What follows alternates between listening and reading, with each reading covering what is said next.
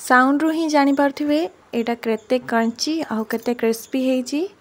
एटा दुईटी आलू रू तयारी हेची। एटा विश्वास हबनी दुकान परी पूरा पोटैटो क्रंची भुजिया परिका लागुची।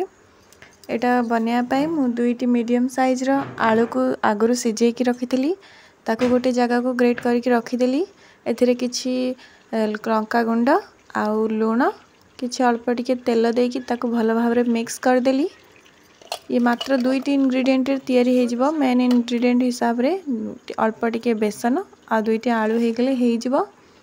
मेठी बड़ चम्मच रे 4 बड़ चम्मच बेसन को यूज करिछि। दुईटी आलू रे सबुतक मसला आ आलू को भलो भाबरे गुळे देबे मिक्स कर देबे।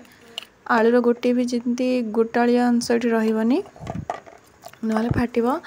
आको भलो भाबरे देखनु म अल्प अल्प टिके पानी देकी भलो भाबरे को मिक्स कर दोची।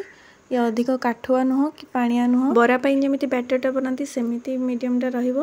एठी देखंतु मु आ पाई गोटे छांच आगरु रेडी करिकी तेल लगेकी रखिथेली। से भीतर पट सब तक तेल लगे देथिली। अल्प अल्प करिकी एठी मिक्सरटा देई दोची से भितरे। देखंतु सब तक मिक्सचर इधर रही गला गोटे थर के रही गला। तापरे मु एपटे प्रीहीट करिकी रखि देची। अल्प रिफाइंड ऑयल को मु एठी आगरु रखि देची।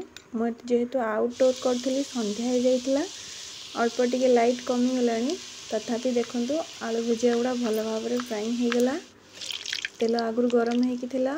मीडियम रे रखिबे तेल सब बळे अधिक लो फ्लेम रे करिवेनी कि अधिक करिवेनी। देखंतु भलो भाबरे आलू भुजिया गुड़ा छाडी जाउची।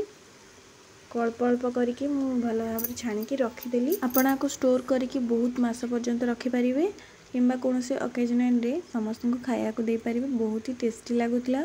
20 टंका खर्च रे आपन घरे बनै परिबे।